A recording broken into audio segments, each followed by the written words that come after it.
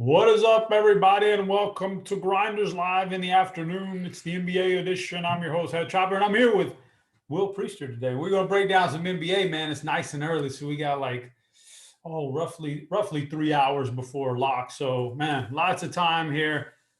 This is a question show. This is an ask and answer show, basically, is what this has become because it's so early, we don't have all the news. So just ask questions. Get all the questions you can in chat. And we will guarantee to answer them later as long as Devin, keeps track of it and remembers to write it down. But we're going to answer them all, man, because that's what we're doing here. So with that being said, let me bring in Will on this wonderful Tuesday. We've been doing these Tuesday shows together. Got a nice little mediocre size 8 game slates all the time on Tuesday. So here we are again, Will, they hit us with a lot of news here late leading up to the show. So how are you doing? How is it out there in your neck of the woods, man? It's good, man. I've had some interesting weather here the past couple of days. It just gets cloudy randomly, and then it starts raining heavily for a few minutes. Yesterday, I was talking to my girls, and they said, "Yeah, we've got some hail." My girls are about an hour and 45 minutes from where I live, roughly, and they were like, "Yeah, we got hail here, Dad." And I was like, "Well, we haven't got it yet, but I guess it's coming." And sure enough, a couple hours later, man, the thunderstorm severe warning alert was all over the place. So other than that, though, man, just grinding it out. I'm feeling the pressure of, do I play NBA today? Do I not play NBA? Do I start going all in on MLB? And guess what, man? The NBA DFS player inside me won't let me do it. Now, I haven't been multi-entering like usual, been grinding some SE, but NBA is just always one of my favorites. MLB as well, but I think I'm going to try to ride this thing out maybe until the last game of the season when everybody's going to have $3,500 players in their lineups. Well, the thing about the NBA is if you're willing to stick it out here throughout the night and follow the news and act accordingly, you can still make a lot of money at this thing because that's what it's all about right now. If your heart's not in it, though, guys, don't sign up and play for a bunch of games if you're not willing to sit there and grind it out because it's going to be rough. But, yeah, man, funny you talk about the weather. The weather's crazy, man. The weather's nuts. I don't know, man. Well, I'm not a big global warming guy. I don't know about all that stuff. But, man, there's some funky stuff going on. I've had 2 times now in the past week down here in San Antonio, Texas. We got hit with some hailstorms. These things were like the size of softballs. I thought they were going to break my window. It's crazy, man. But and we're in May, man, and it's absurd. I don't know what's going on with the weather, but Mother Nature is reacting to something we're doing out there. So we got to get on the ball, man. We got to figure this stuff out. But hey, we got a good little slate of games here. Like I said, we got hit with lots of injuries here right before the show, so we're going to walk you through all that. We got about 12 minutes before SBK comes. I got some questions for SBK. I know Will's going to have a couple questions for him. If you've got any questions specifically for Stephen Keach, SBK, the head of the projections team over here for the NBA, get them in chat, mark them for SBK. So I know that's what it's for, and I'll ask him right there. But before we get into the actual NBA, I do want to point out you can now select specific sports for your premium package here at Rotogrinders, or you can select our combo premium, which includes just about anything except for NASCAR. So we're going to drop a link here in chat here in just a second, and it's going to give you $10 off your first month. All right, so you got that. Get you a combo package, premium package, RG. Nobody better in the industry than Rotogrinders. Haters are going to hate, but that's just the truth about it. We'll do it all here, and we got you covered. Now, as far as this show is concerned, and the show to precede us, the MLB show, these things are free for you guys. All right, these things are for, they're giving these things away for free. So all we ask in return is hit that like button. If you want to subscribe to the Rotogrinders YouTube channel, that'd be nice too. But hit that like button on these videos. Keep us going, man. Keep us pumped up here. That's how we do it. And like I said, fire off those questions in chat because we're going to answer them all later. Well, let's talk about some injuries that broke down. Before SBK gets here, we got about 10 minutes. All right, I'm going to start off with one of the bigger ones on the slate. This whole Charlotte-Detroit game is crazy, but the Charlotte side, we've been missing Hayward. Devontae Graham is out. We just got word before the show, Miles Bridges, PJ Washington out. This is your squad. Walk me through what you expect to happen tonight as a guy who's watched this team as much as anybody this year. So, first of all, let me just say that I couldn't be happier that I finally get to roster a massive amount of Hornets on a slate. Like, very rarely do I get this opportunity as a fan. And I hope I get this opportunity on Thursday night. Full disclosure, I'm going to be headed up there, going to watch the Hornets take on the Bulls on Thursday night. Got some pretty good seats, always do. And my hope, Chop, is that Zach LaVine is back for that game. I do want to see Zach LaVine. Zach LaVine's a player I haven't seen live in person. So if he's back, which he'll probably be on a minutes limit if he does, but I'd love for him to be playing that night. And I'm so glad LaMelo's back because, you know, when I was thinking about the tickets, I was like, man, LaMelo's been out. I don't know if he's going to be back. Lo and behold, Rookie of the Year, LaMelo Ball is back. How does that parlay into today's slate? Listen, this is the LaMelo Ball show, folks. He's going to be doing it all. Rebounds, assists, shots, you name it. Really excited about Terry Rozier. Losing, and here's the thing, losing Washington, losing Bridges, no Hayward, no Devontae Graham. I mean, it's probably about 60% of our offensive production, Chop. So we're going to get massive performances against a bad defensive Detroit team and a bad defensive Charlotte team, for that matter, from Ball and Rozier. I'm expecting both to be in the 40s easy.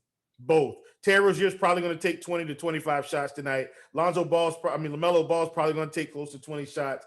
Caleb Martin, don't forget about him. He's about to play big minutes. Now, that's another sneaky one. Cody Martin is also out. So we've basically got the Hornets where we can kind of almost pinpoint exactly what they're going to do. I don't really care as much about the center play, but Jalen McDaniels, Caleb Martin, Terry Rozier, LaMelo Ball, those are going to be big-time scorers. And then I'm looking on FanDuel. We've got Malik Monk at 5K projected for about 9%. That's your wild card on this Hornets team, folks. I'm telling you right now, if Malik Monk gets in the game and gets hot, he could put up a 40 spot tonight. So I'm not worried about any of the guard. I mean, the front court. Don't worry about that. All backcourt, mostly. Ball, Rozier, Martin. McDaniels, he's going to get good run tonight, and I like him. But Malik Monk is the wild card, Chop. I'm telling you, he said his ankles feeling fine, no pain. This could be an explosive performance for a guy that's probably going to get 28 to 30 minutes tonight. Yeah, he's shown he can put them up, man, if he gets the minutes and the usage. So, all right, I like that. But in the same game, I mean, they're playing Detroit here, man. Detroit hit us with a bombshell a little while ago. We kind of knew Jeremy Grant, Mason Plumlee was out. Corey Joseph was already out. Dennis Smith Jr. was already out. Josh Jackson ruled out. Just this team is a mess. And to top it off, we've got Hamidou and Frank Jackson, two guys we would be looking at are questionable in this game. So we got to keep our eyes on that one. Like, these guys could legit be down. Man, I don't know how NBA rosters work and how fast you can call guys up to get them into the stadium. They could be down to like 7 guys tonight or something like that. It was what it looks like if everything breaks the right way here. So Detroit, man, who do we like? Isaiah Stewart's jumping off the charts. Sadiq Bey has been awesome lately. What do you think about the Detroit side here with all these injuries? Is there anybody standing out for you?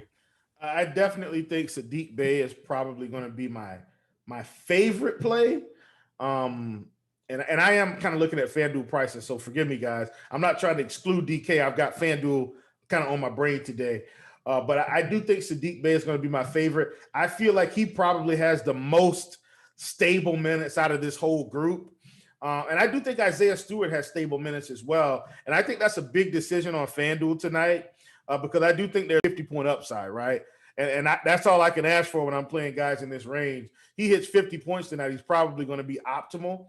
But, I still, in my head, I don't feel like he's a must play because I've got access to Jalen McDaniels, who could also put up a 30 spot tonight for 3,800. So that's kind of the game. But Bey and Isaiah Stewart are my favorites.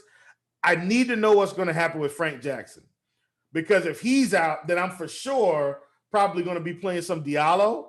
And then if Diallo and Frank Jackson are out, like now you got Hayes and Saban Lee that you're gonna have access to. The problem is they're both at point guard on FanDuel. On DK though, a lot more flexibility. This game as a whole, I think, is what's going to kind of drive the slate. Kind of like last night, where if you didn't have Russell Westbrook and Sabonis, go ahead and close your laptop. You're not taking down, you're not earning any money. I did happen to have that game stacked last night, ironically. And I think this is kind of something similar tonight where you take these pieces, stack it, probably get in, Giannis or KD or something like that, one of those guys, and let it roll from there. That's my read on this slate. Might be chalky, but I don't think you need to force yourself to get away from it. You'll find another piece or two that can carry over the top. Yeah, got that one going for us. The next one I was looking at, Cleveland is going to be missing Darius Garland. Larry Nance Jr. has been out for a while, but Garland being out, that's going to benefit Sexton and some Cheddar Bob, little Chetty Osman, man. He gets some ball handling. He gets some ball handling duties with Garland out. So you got that going for it. Man, another big one, Sacramento. Boy, we know about Harrison Barnes and De'Aaron Fox. Tyrese Halliburton is going to be joining those guys on the sidelines tonight. So I think the chalk here is Delon Wright because he's inexpensive and should get a lot of minutes here. But, man, going to be tough for me not to roster my boy Buddy Hyde, man. He's playing well, and he's going to get a lot of shot attempts tonight. This might be the perfect, matchup for these guys, especially Buddy. Oklahoma City trying to lose games out here. They don't want to win games. They're putting nobody on the court to contend these guys. What do you think about Sacramento tonight? Yeah, I like it, man. I definitely like the Sacramento side. I really wish Rashawn Holmes was getting, but I really wish I knew he was going to get 35 minutes, even 30 minutes, right? Like, I just don't know, Chop. But he's another wild card play. Like, if I knew he was getting 30 minutes tonight, this feels like a blow-up spot for him as well. Both of these teams, Chop, are in the what I like to call this season the Cade Cunningham sweepstakes, along with your Houston Rockets. Everybody's trying to get that lotto ball to fall their way. Oklahoma City's definitely well on there. Definitely like them. I don't even mind Maurice Harkless in this spot. He's going to get run 3,700 on FanDuel. I don't think he's necessary per se because I do like Martin better from Charlotte. But guess what? We've got Harkless projected at 8%, and we've got Martin projected at 17%. I don't mind that type of a leverage play on this slate when they're both playing bad defenses and aren't the primary options.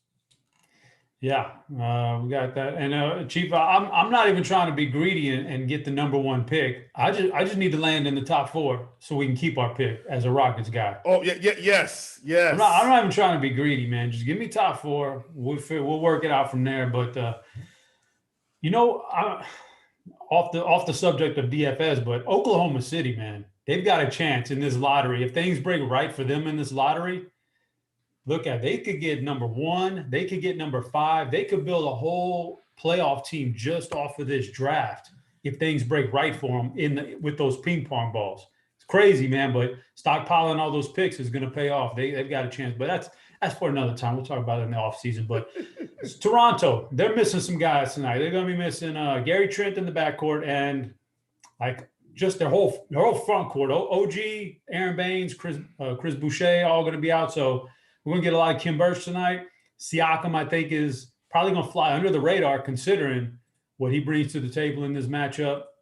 Jay Crowder is out for Phoenix. Now, that's not – normally that wouldn't be a big deal. And even on tonight's slate, it may not end up mattering. When I did my notes before, like earlier today, we didn't have all this other news. So I'm thinking Torrey Craig, he's playing well with Jay Crowder out. He dropped the 40 spot one night. He may be a guy you could turn to now with all this other value that popped up. May not even matter. So I don't know about that one. And then the one that kind of is wishy-washy here, New Orleans. They played last night. They had that Marvel game on ESPN. Yeah. And now you're coming back and Steven Adams, questionable again tonight. Lonzo Ball popped up on the injury report here midday. That's never good. What happens there if let's do an if then thing here. If Lonzo Ball sits out and even Steven Adams, who do you like? Are you a Hernan Gomez guy or what's going to happen there? Well, I did play Hernan Gomez last night, got 25 minutes. Didn't quite get there like I wanted. That definitely held me back from some larger GPP top 10 finishes. But nonetheless, I still think he's going to be a fine play.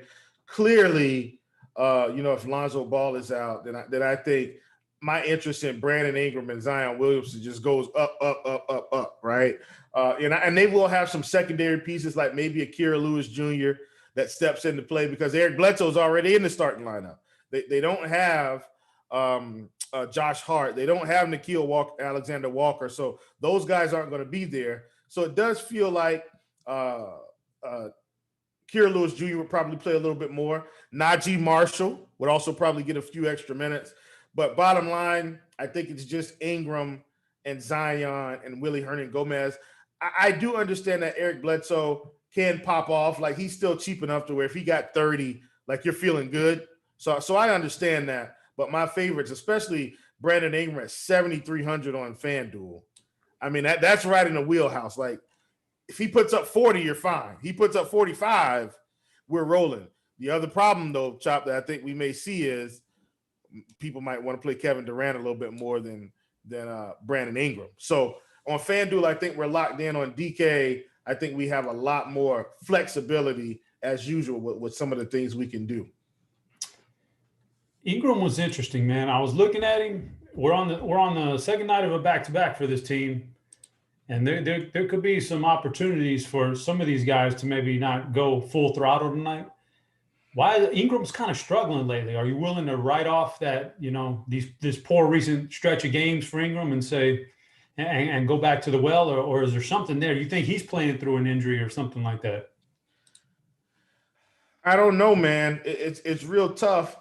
I guess for me, I feel like the emergence of Zion is kind of the same thing we saw last year. Hurts Ingram's production. So, like, if we remember last year when Zion just kind of didn't play for that stretch, I mean, Brandon Ingram, that's really where he won most improved player. He was just teeing off on everybody, scoring, rebounding, assisting. Well, you look at this season, Chop, I think Zion's averaging somewhere in the mid to high 20s in terms of points. And especially recently, Zion's taken major shots. Like, I'm looking at his point totals, Chop.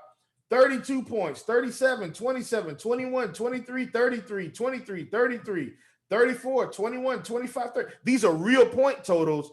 I just think it's hurting the production of Brandon Ingram, and he may have to find a way to re-navigate and get back, some of those stats that we were looking for from him to start the season. Fair enough. All right. As promised, we're going to bring in the one of the head guys from the projections team now to talk some NBA injuries and projections for tonight. If you got any questions for SBK, guys, get them in chat now. I'll make sure to relay them to him before he leaves here. You only got a few minutes now. This man's time is valuable. SBK, how are you doing today? And have you tried any fruit? Did you try any fruit over the last couple of days? Come on, man. Did you try any frozen grapes? I'm doing well, man, and no, I'm not going to expose myself to that level of torture. My God, this man doesn't like a little fruit, man. I don't know how you get by, but it is. All right, so we got a packed slate tonight with a lot of injuries, a lot of news going on. I could ask you a ton of questions, but I only got a few of them I want to talk to you about. Let's talk about the Detroit side. We got news before the show. Like, I didn't even get a chance to really analyze it too much, but they're a mess. They got a lot of guys going down. And we got a couple guys questionable. How is our projections breaking down these minutes tonight for Detroit? So this is kind of how I projected it initially. I didn't have Grant, Ellington, Plumlee, that whole gang. All those guys were out in the initial run. Frank Jackson and Hamidou Diallo both now questionable. It was not the case when I did things initially. We did see Diallo start last night, played 26 minutes. Average about a fantasy point per minute.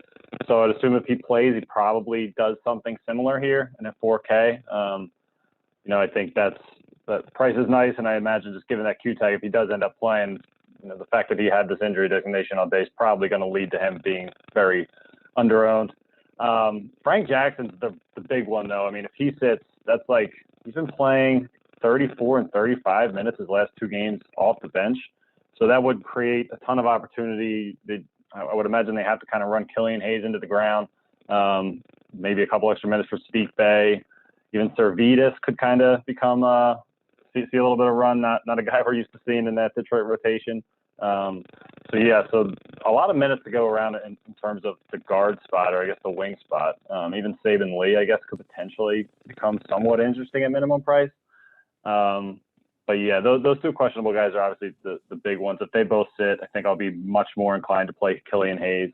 And even Sadiq Bey, I think, would be a little bit more appealing as well. All right, I did have a question about a specific projection. I thought maybe it was a little low, but I'd like to know what the thought is behind it. That's Siakam with all these guys in the front court out for Toronto. He's been tearing it up, man, when he gets this opportunity, and he's going to get it tonight. I thought, looking at the 38 or so, the roughly 38 DraftKings points, what goes behind Siakam getting these, and why isn't he? He feels like he should be a little bit more. What am I missing? Well, one thing is that Fred VanVleet and Kyle Lowry are both projected for a full allotment of minutes. That has not been the case for the most part over the course of the last 10 games. I think we've had at leleast one or sometimes both of those guys sitting. That's a factor. The other thing is they're projected for 104 points as 10-point underdogs on the road. That doesn't tend to bode well. It's not really boding well for any of these guys. So the projected implied team total is low, generally, especially given what we typically expect from them. And they're, in a road contest with the Clippers, who are a pretty stout defensive team. So that's pretty much it. Okay, that's fair enough. Will, you have anything for SBK today? Yeah, man, for sure. So my question is, it's a little bit tricky because I'm looking at this projection on Kyrie, specifically on FanDuel, and it's around 47. And for me, I guess that feels maybe a little bit high, but I also understand that, Harden's still out. I don't think Bruce Brown is playing today. So is that kind of what's factoring into, because it feels a little high with Durant kind of being back at full minutes. I guess that's what I'm getting at. What's kind of the read on that, from your perspective? Yeah, it's an interesting question. So actually, I would agree with you on that. Maybe not as much where we are now, but at this same minute projection, we had them spitting out at 52 fantasy points initially, and I thought that same thing. I'm like, wow, this number does not look correct with Durant in, and he's obviously not. He's pretty much unleashed now. So it looks like the assist numbers is the thing that Kyrie had, a pretty healthy allotment of that, especially with both Harden and Durant out. Now with Durant back, that number's falling a bit, and I think that's kind of what's cratered his just overall kind of projection a little bit. We're still projecting him for a pretty decent chunk of their assists, which kind of makes sense. I mean, it's I think most of that's going to be between Kyrie and Kevin Durant. Primarily they're going to be the two guys that are, I think, generally going to lead this team in assists as it's set up right now. So I think you could argue it's a little bit high. He hasn't really had any really poor performance in terms of shooting. He was 8 of 21 the other night, still at 41 fantasy points. That's not a great night for him, but not terrible either. So yeah, I mean, 6, 3, and 4 assists in his last 3 games. I think that's probably a little bit low. I think he, generally with the amount of playing time he's gotten in those contests, that we should expect a bit more. So I think I agree that maybe you could argue he's a little bit high right now, but just given that still no Harden, and there's really not a whole lot being offered by the ancillary options there, that the projections are, pretty tightly condensed between Kyrie and Durant. Got it. Yeah. All right. SBK. All right. I screwed up, man, last show with the Rudy Gobert prop. The guys got blown out. He didn't get his full run, I don't think, man. I don't know. I stopped watching, but he came up short on his rebounds. Do you have any best bets or best props tonight you can give us? Anything that stood out to you? So I don't know if this is still available. I think DraftKings had LaMelo Ball's assist total at 5.5. There was obviously juice to the over. Man. I think they took that down though when I don't see that up there right now, because that was up there this morning. I think MGM still has 6.5, and I think FanDuel also has a 6.5 with a little bit of juice to the over. And even the 6.5 I kind of like, with given what they have right now. But that was before the show, I was hopping back on there again. I'm like, is that line still there? And I didn't see it. So yeah, I'm hoping to check again, but I imagine that if they repost that it won't be sitting at 5.5. But if you can find that, I think that's a good number. 6.5 without much juice to the over. I think I like that as well. So I think either 5.5 or 6.5. I would lean pretty heavily to that over. All right, man. I'm gonna redeem myself tonight. I got one for you. I'm gonna redeem myself. I like this one. This is my guy, and everything's working out well. At William Hill right now, according to Scores and Odds, at William Hill right now, we can still get Buddy Hyde over 19.5 points. All right. If you think it's gonna go, if you think it's good, if you don't want to pay as much juice, you can get that 20.5 on the other books. But 19.5 at William Hill. Perfect storm, man. He should get minutes, usage, and a great matchup tonight for Buddy Hyde. So I like the Buddy Hyde prop. SBK likes the assist prop on LaMelo. Those are good things. All right, man. We appreciate you coming on. SBK, always, your time is valuable. We'll let you get back to doing some MLB and NBA projections, and we'll catch you next time. Yeah, have a good one, boys. Yes, sir. All right, that was SBK. Whew, busy man. Gave us some good info, though. That's what we needed here. So, guys, don't forget, fire off those questions because let me see what time we got here. It ain't going to be that long. It's going to be less than 10 minutes. We're going to start answering all the questions. We're just going to break down some players for you. But questions. Stop, let me get in on this prop game because props is my thing. Oh, you got one. Oh, I was going to ask. I got plenty, bro. Okay. I got plenty. Give me a prop. So for sure, give me the best props you got. Try to get on this LaMelo over 5.5, right? Like even at 6.5, FanDuel, William Hill. Like if you're there, BetGM, take that over in points though. And I'm gonna give out some Hornets love. We can get Terry Rozier at 20.5 some places, 22.5.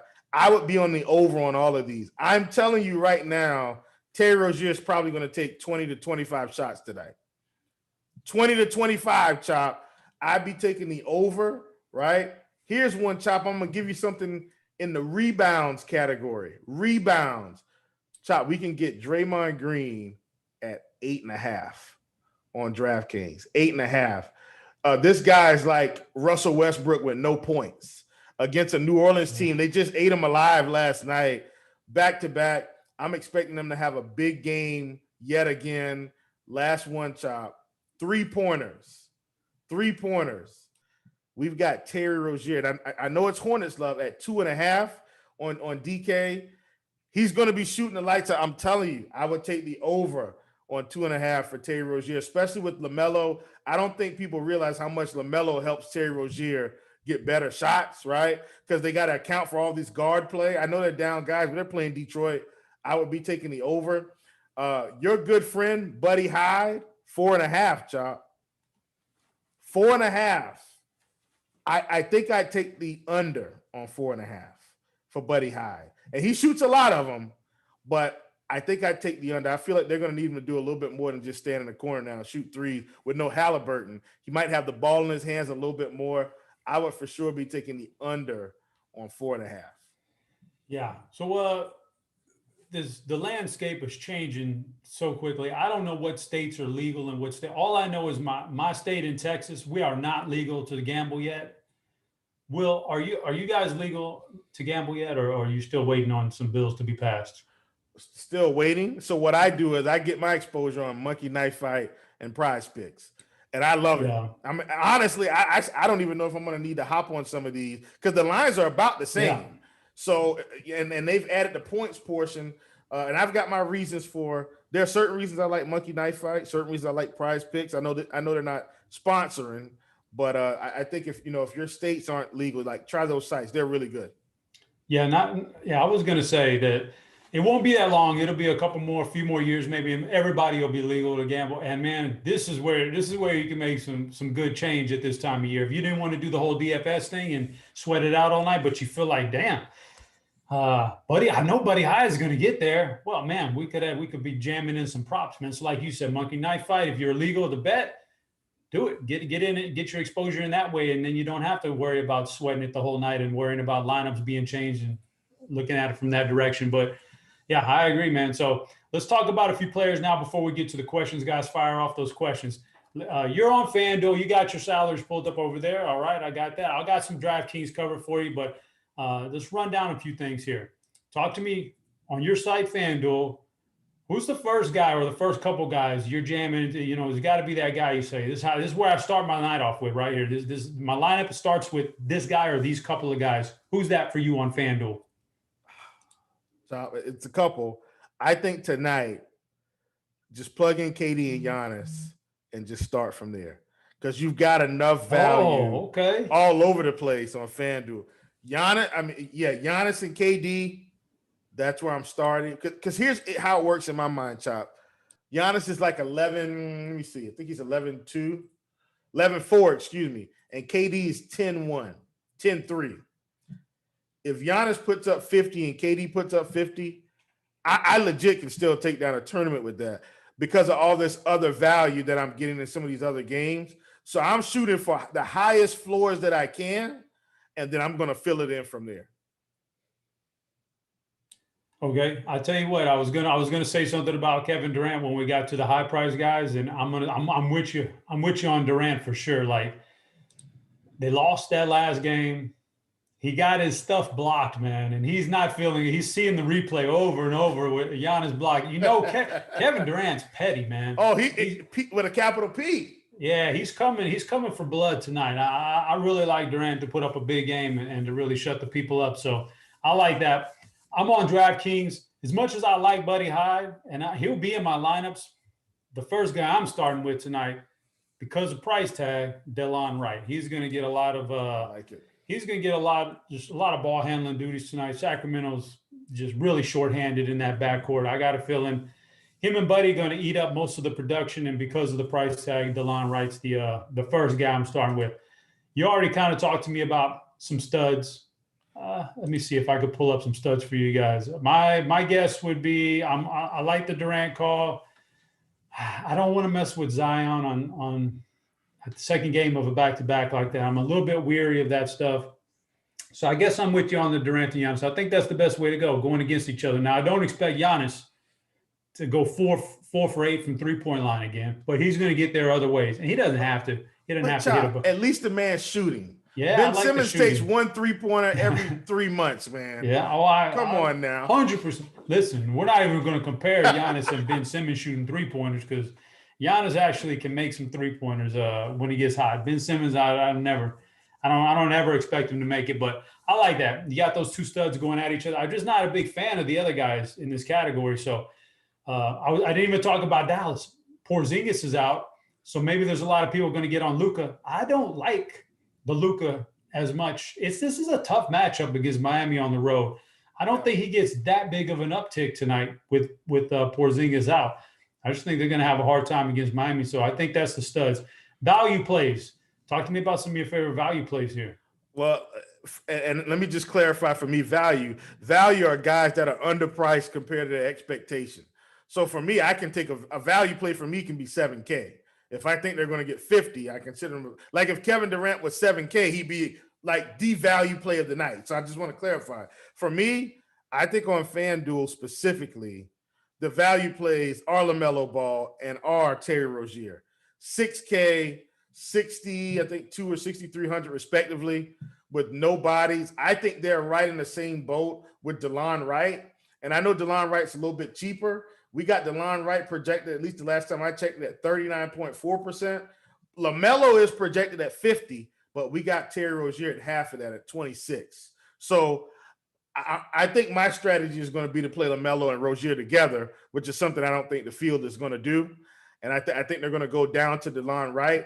And that's kind of going to be my little bit of leverage to kind of get me there. So those two guys for sure. And then also in terms of, I guess what I would consider really good value, I really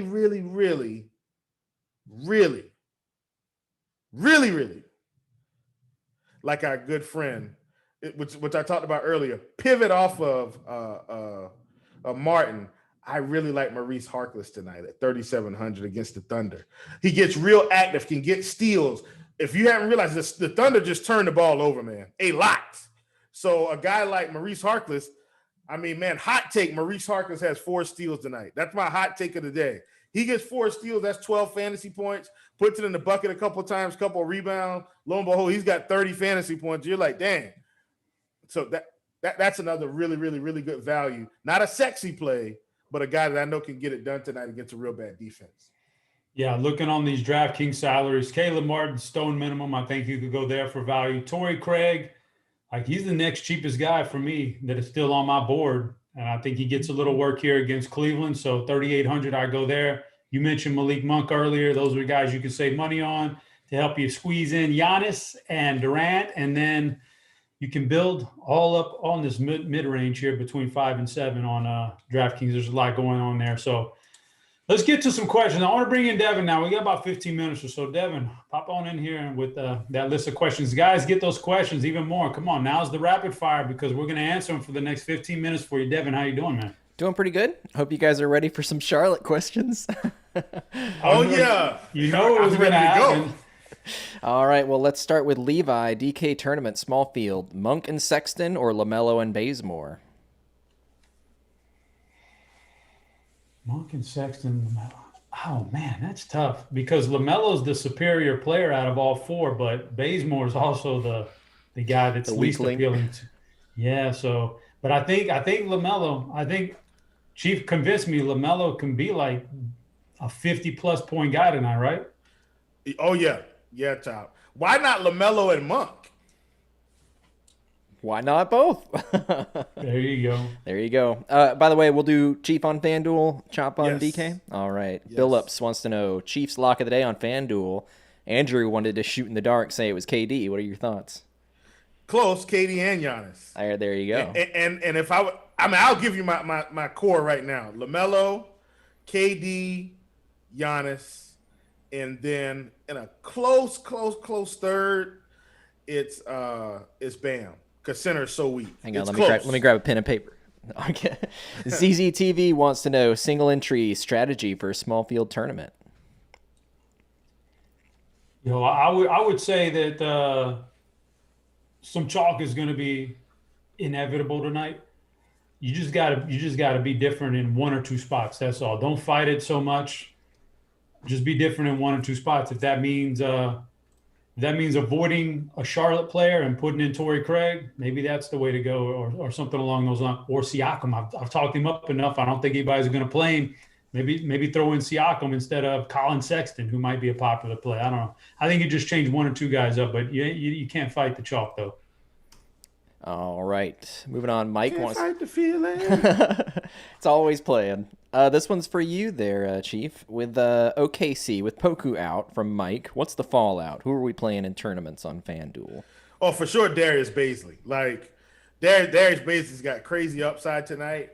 I think he's your main guy. Obviously, second would be Dort, but I think Bazley's your play. All right, we'll get both of you guys on this one. Andrew wants to know any lock bets for tonight. I think we touched on some props. Any game totals you guys like? Yeah, I'm not really. I haven't really looked at the totals or the points spreads, but I do like these player props. I think these player props this time of year can be some of the easiest money you're gonna get. I mean, I think we gave out a 5-leg parlay earlier. Yeah. I'm into player props anyway, like no matter what. So that's kind of where I am. Honestly, we got, and I hate to be all over this game, but we got the Pistons and the Hornets at 215.5. I got to think both of these teams just run tonight. I'd probably take the over on that game. I mean, that in my head, when I'm thinking about stuff like that, it's like, okay, can both of these teams get 108 points?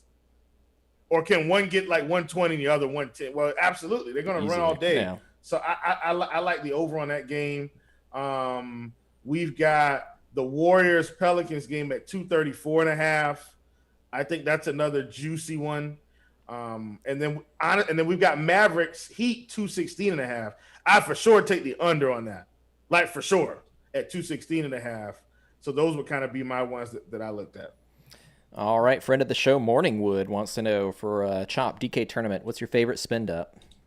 Is it KD? It's his Durant is my favorite spin up. I mean, I like Siakam, I like Buddy Hyde, and I like Giannis, but for the money, for the bang for your buck, 9,300, he's way cheaper than Giannis, and I got a feeling he's going to go toe to toe with Giannis tonight, and he's going to hit. I think he's going to hit that 55+ mark. I'm seeing combined about 83% ownership on DK projected for the power forward position, so that it could be a spot to get different. Let's see. John wants to know thoughts on a core of Ball, Draymond, KD, and Giannis. I don't hate it. I don't think we need Draymond as much as we did yesterday so much value on this slate. And Draymond has a high ceiling, but his floor is a little bit more shaky, in my opinion, compared to some of these other guys. I'd be more comfortable playing Rozier today over Draymond, personally. I think their ceilings are really close considering the spot. All right, and this is the $1 million question. How many Charlotte are too many? With the 8-man rotation, Joel says he has to have 5 starters in his lineup at low to mid price. How can it not fail? Well, that was for you, Chop. He said 5. That's definitely DK. Oh, man. Charlotte, yeah. Listen, 5 is fine. Honestly, we're going to see how the injuries play out with Detroit too. But, you know, when you got only so many bodies to go around and the prices aren't that expensive on them, and, you know, your most expensive guy is LaMelo Ball, you can get by. The other guys are cheap. So, absolutely, I think 5 is fine. I want to go back to that other question real quick. The Draymond got put in that core. Draymond's fine. Draymond could put up a big game. Last night he had a monster game. I don't think he's, you know, it's tough to duplicate that kind of a game for about the same price. Actually, for much cheaper. I think your core, that core piece should belong to Isaiah Stewart on DraftKings, at least, who's, man, Detroit could be way shorthanded tonight, and Stewart's already putting up big numbers, and I think he's a little bit safer than Draymond. All right, while we're talking about Detroit, Morningwood wants to know, would you rank that value play from Detroit? Chief, who's yours? Then I'll hit on. I mean, on FanDuel, for me it would be Bay, Stewart. I need to know the Frank Jackson news, right? Like to me, that's very important. Yeah, that's the key. Because if Frank Jackson is out and Diallo is in, then it's probably for me Diallo, Bay, Stewart, Killian Hayes. That's kind of mine. We're going to see what Diallo and Frank Jackson do with the injuries. As of right now, I got 2 guys, Stewart and Bay. Yeah. Because I can't assume the other guys are in. Killian Hayes is probable. He's probably going to be in, but he's not as exciting as the other guys anyway. So those 2 guys are on my list, at the top of my list, Stewart and Bay, and we'll see if Frank Jackson plays. If Frank Jackson plays, he's in the mix. If he doesn't, then we can start talking about other guys, but I don't want to get ahead of ourselves too much. Good thing is that game's at 7 Eastern, so we should know before lock. Zach wants to know, what about Monk? Chief thought you thought he was a potentially sneaky play tonight, right? Oh yeah, love Malik Monk tonight, man. He's going to be a lot lower owned than some of the starters just because he's not starting, but he could outscore at least 3 of the starters. I'm telling you that right now, at least. We'll stick with you, Chief, on this one. A couple of people were wondering about Cousins. Do you think he's going to get any run tonight? Even if he does, I'm not interested. There you go. So there's John's question: Biyombo or Cousins? You would say Biyombo. Absolutely. All right. Morningwood, Chop, this for you. DK tournament, is Rozier a lock? And if you had to choose between the two, Ball or Rozier? Well, if you have to choose, it's LaMelo Ball, but I feel like the consensus is why not both? I mean, yeah, I don't see why not. He's at 73 on DraftKings. Rozier is perfectly fine salary. He's probably going to get you in the 40s. If that does it for you, lock him in. All right, we'll stick with you, Chop. ZZTV wants to know, would you play Zeller in DK tournament? Nope. Nope. I mean, anything can happen. It's DFS. But, I mean, there's just so many good players out there tonight. They're cheap. We're not worried about salary. We can make salary happen. It's the front court is missing maybe a player. Maybe PJ Washington is the biggest name out. It's the backcourt that's missing the bigger pieces. I don't know, man. Zeller's really thin, man. Zeller's really thin. But, I mean, Chief is the Charlotte guy. He said earlier he don't even mess with the front court too much. I'm not doing it. There you All go. backcourt. All right, well, we'll bounce over to... Outside of Jaden Daniels, like he's going to get massive run. Sure. We'll bounce over to you, Chief, on this one. Craig wants to know, what about the torture chamber defense on Buddy Hield tonight? I think that's overrated in today's slate where everybody's got this extreme lack of bodies. I mean, and plus, look, man, Lou Dort wants to score the ball now, so he can't even put in as much effort on defense. He's out there dropping 25, 30 real points. Chief, let me jump in here. Last week, I said the same thing last week. I was like, man, that defense, though, SBK, what do you think about that torture chamber defense against Jaylen Brown? as BK said, don't worry about it. Not a big deal. That's not the way it's working. Sure enough, Jaylen Brown went out there and dropped about 80 DK points that night. So don't worry about the defense so much. They'll get around it. Torture chamber is coming off the hinges, it sounds like. Mike wants to know, Rozier, Ball, and Monk, is that too many Hornets in one lineup for FanDuel tournaments? No. I guess I'm going to have 4 Hornets probably in almost every lineup. And I think I'm running single entry, but I'm going to have 4. Mike's question, I think he was wanting, or specifically play because they play similar positions in one lineup. You still cool with it? I'm going to have Terry Rozier and LaMelo Ball at point guard on FanDuel. All right. Let's see. Moving on. What do you think of Birch FanDuel tournament coming from Sean? Don't hate it. The Clippers aren't, this massive team inside. Don't hate it at all. Andrew was wanting to know if we could run back some of these props. I know we had a couple of 3-pointers for the Sacramento game, right? I did take Buddy Hield under 4.5. He shoots a lot of them. I just think, with all these guys out, I feel like he may not be as aggressive at the 3-point line just because he might have more ball handling duties. So I took under 4.5, which still gives him a chance to hit 4 3-pointers. So under 4.5. I took the over on Terry Rozier points. He's at 22.5 some places, 20.5 some places. Took the over. Took the over on LaMelo Ball at 15.5. Took the over on LaMelo Ball assists. He's at 5.5 and 6.5. Took the over there. Rebounds. We got Draymond at 8.5. Took the over there. Trying to think about what else I took, but those are the main ones, Chop. I know for sure those are my main. That's my main. Anything to add there, Chop? Ran it down pretty well for us. I was the one I identified earlier in the day was you could get 19.5 points, over 19.5 points on Buddy Hyde tonight. I think that's a really solid bet. Oh yeah, nice. Matter of fact, Chop. Speaking of that, I caught him at 17.5 the last slate. He crushed that. Oh, he crushed. I saw it. I said, "What in the world? Let me get this now." So. Yeah, 19.5 still real good. I like nice. That. Sean wants to know, we'll stick with you, Chief. FanDuel tournament, Hardaway or Bruce Brown? Neither. Start over. Let's see. Just play Malik Monk at 5K. There you go. He's not going to have any ownership. Craig wants to know on DK, is Rondo too thin tonight? He is. There's too many options. I mean, if the guy serves me up a 40-piece in my face, then that's just the way it bounces. But there's just too many options to go with a piece like that, I think. Rondo is the new Gallo. Play Rondo. I'm just kidding. Don't do it to me. Don't do it to me. All right. We got about a minute left in the show. Don't forget to hit that like button. We'll get a couple more in. Wounds wants to know, and we'll have to touch on both you guys because we got both FanDuel and DK. So, Chop, starting with you. Value and spend up center options. Center options on DK? Yeah. You can get Giannis at center on DK. There's your spend up option. That's your best one by a pretty wide margin. It's Stewart. And Isaiah Stewart's in the mid range there. You can do that. And if you really want to go value, Birch is 5,300.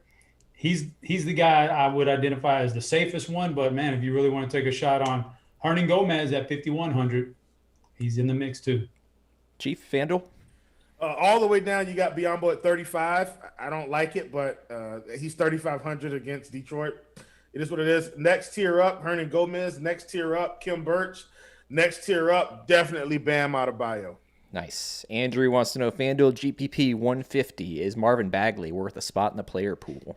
Yes. All right. And we'll end, we got Craig wants to know, Rozier or Ball, DK, if you had to choose. Chop. Rozier Ball. If you have to choose, it's LaMelo Ball. And we'll end with King wants to know, is Bembry in play? FanDuel cash with OG out. No. All right. Thanks for all the questions, everybody. Chop, you want to take us home? Yeah, guys, we appreciate those questions. We appreciate you tuning in. Hit that like button. Hit the subscribe button if you can.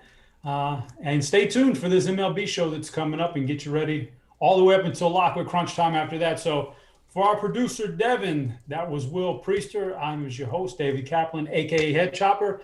Until next time, we're out of here.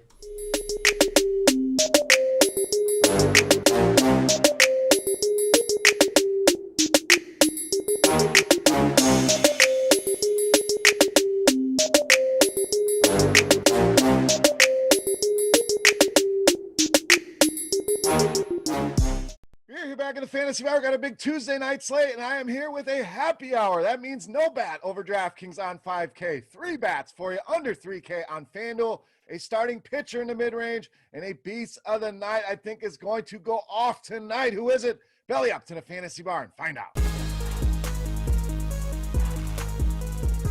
Welcome in, guys. Tuesday edition Beers Daily Fantasy Six-Pack. Good to be back here once again in the Fantasy Bar with 6 of my favorite plays for you tonight in DFS. Of course, big slate of games, but we have narrowed it down here. 5 bats, 1 pitcher for you coming right up. Thank you, as always, for hanging out here in the Fantasy Bar. Now, first thing, as always, guys, make sure you click that thumbs up button. Really helps us out here.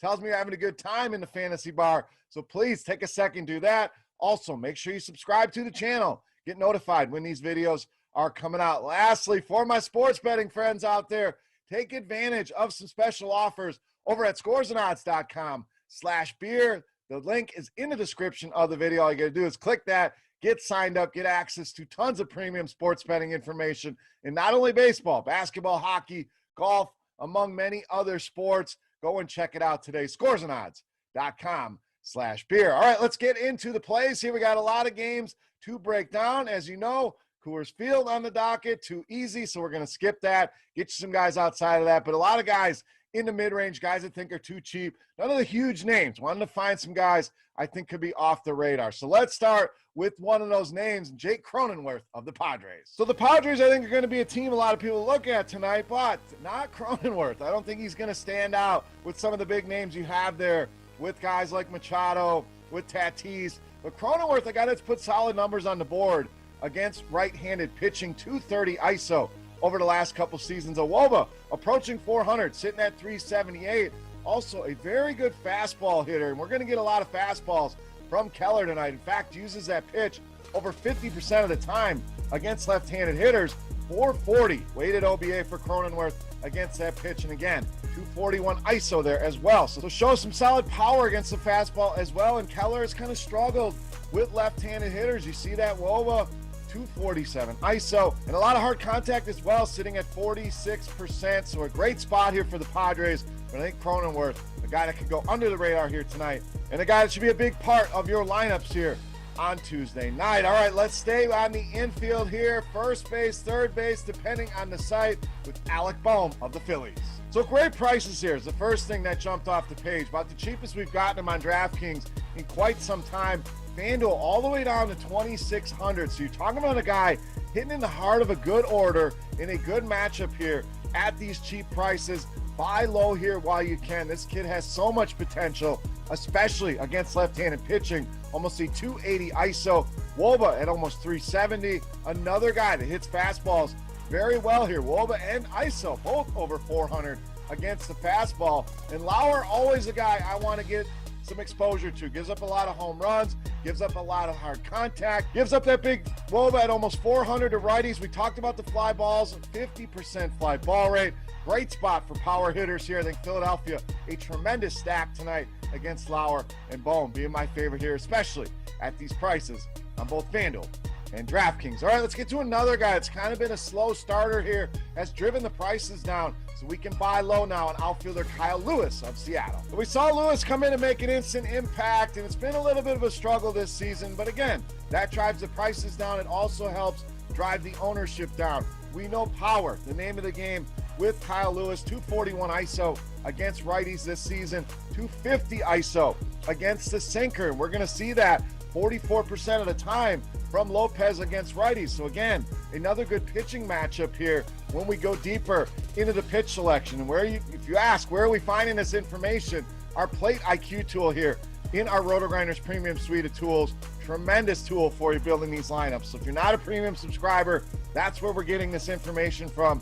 Think about it, get signed up for Rotogrinders Premium. But back to the numbers, Lopez, 354 WOBA, 2 righties this season, along with a 214 ISO. So Lewis, you're buying low, power is there, pitch matchup is there, and a guy that struggled a little bit against righties. A lot of things in the check boxes here for Kyle Lewis against Mr. Lopez. All right, let's go to the infield, get you a big bopper here at first base with Matt Olson of Oakland. Now, I know some of you out there going lefty on lefty. Why would we want to do that? Generally, and that's something a lot of people just kind of cross off their list, And I think that's a mistake here, especially with a guy like Olsen, who has always hit left-handers well and is really doing it this season. 379 ISO against lefties, 418 WOBA against them as well. So we know on the other side, Mr. K not going to pitch a ton of innings here, maybe get a few of them, but they go to some righties, that's going to be good for Olsen. They try to bring a lefty out of the pen, really does not matter, hits both of them very well. But hopefully we get a couple at bats against K.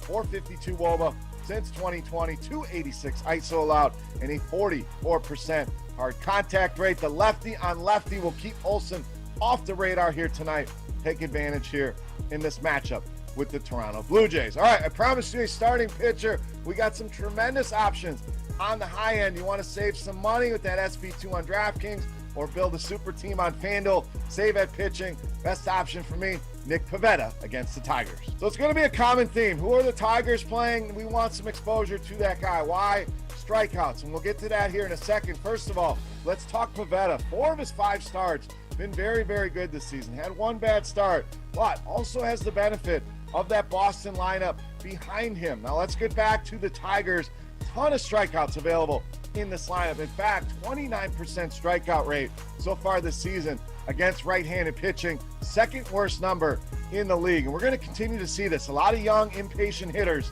in that Detroit lineup. 2 7 strikeout games for Pivetta already. This line sitting at 5.5. So we're going to throw a betting pick in here for you guys. I like the over on that number here for Pivetta. Also gets the benefit of this Boston lineup behind him, putting up numbers, putting up runs, giving him that run support. He can be more aggressive here with these hitters, and I think he cruises by this 5.5. In fact, I think he sets a season high in strikeouts here. It's a high am on Pivetta against Detroit. Fair prices under 8K on DraftKings and just a tad over that on FanDuel. Great matchup here with the Detroit Tigers. All right, it's time to take a look at my favorite play for Tuesday night. But before we do that, we're going to continue our Beasts of the Night contest. This is a thank you to all the Fantasy Bar patrons for hanging out, checking out the video. Make sure you've hit that thumbs up button. And what you got to do, get in the comment section right below the video and guess fantasy points on FanDuel for my highest scoring hitter. Of the 5 bats I gave you, I don't need the name. All I need is the fantasy points for that highest scoring hitter. The closest guess will win themselves either a free 3-day pass to Rotogrinders Premium, which we just talked about, Plate IQ, Lineup HQ, so many tools in there to help you become a better daily fantasy player. But if you're already a loyal subscriber, you know how good those tools are. Hey, we'll send you a free Rotogrinders t-shirt. So let's wrap this baby up. My favorite play for Tuesday night, you know, Matt, the Beast of the Night.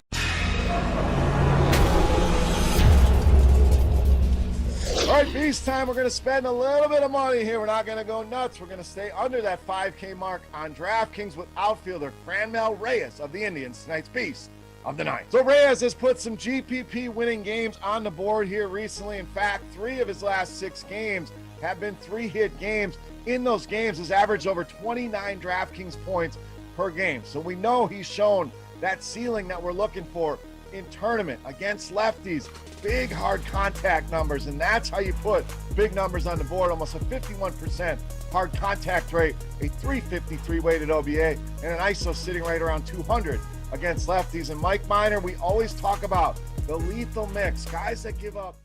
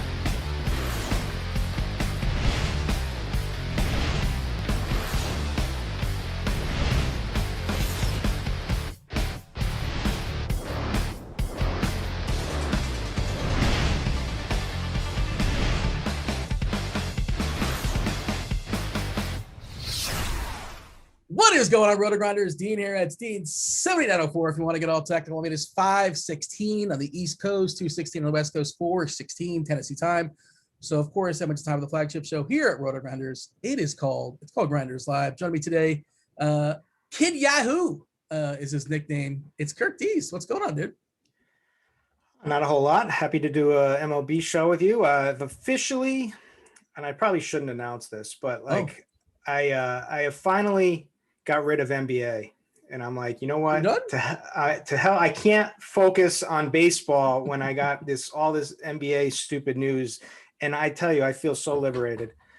I mean, I'll start back up when playoffs go. But I was just going to ask, are you going to jump back on playoffs? Because it's going to be exciting. I mean, it's one of those things where the regular season, and not even from a DFS perspective, just like a watchability perspective, has been objectively bad. It's just been a bad season. But I think the playoffs are going to be phenomenal, especially with the new structure. And also, how many teams can win the title? We talked about this yesterday, and we'll talk baseball in a second, obviously. And if you guys actually want NBA DFS content, hit the rewind button. I think it was Chief and Chop. They're all over it. Or if you guys are premium members, stick around. Crunch Time, Andy Beans will talk about it. And I think you guys get Cardi for baseball. But, if I gave you two teams, I give you two teams only in most years, you can pick the winner, right? Like it's either this team or that team. This year, I don't think you could necessarily do that. Can you? I haven't put enough thought into it on who I like, to be honest with you. But it is definitely wide open this season. Yeah, so it'll be fun. If you don't have a rooting interest, just from a watchability perspective, I think it's gonna be a lot of fun as well. And even the first round matchups are going to be pretty interesting for sure. Possibly Denver and the Lakers is one that may go down. Just a lot's going to go down the next 10 days or so, give or take. But we're here to talk baseball. I think the lead as far as this slate is weather. Chief Meteorologist Kevin Roth, I got a buried lead on that because he's going to be on Crunch Time as well. And he'll give you the most up-to-date update as far as what's going on weather-wise. And he is very, very important this evening because that's going to dictate some of my decisions. I can go ahead. I'm going to say this again. He lost all credibility with me when he said it didn't rain in Boston that first day.